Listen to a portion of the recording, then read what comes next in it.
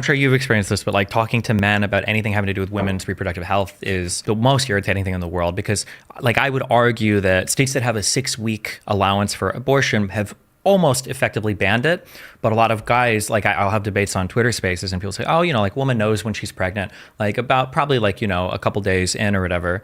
And I'm like, that's not at all the case all the time. And then people don't know, I didn't know this until I had a child. I didn't know that you counted the pregnancy weeks from the time of your period. I assumed it was like at conception. So if somebody gets pregnant, that's like 2 weeks in. Yep. And then if you miss your next period 2 weeks later, and then you test within that week. So you're 5 weeks. You're 5. Yes, that's it. You're like, holy, I got to drive. Like, if the abortion clinic closes today, I'm out of limit. And we all know, everybody in this country knows Lake and Riley. Nobody knows the names of any of the women in Texas who were. I read a story of this. Katie Cox. I do. Oh, okay. Well, good for you. Better than me. Yeah. Was she? There was a.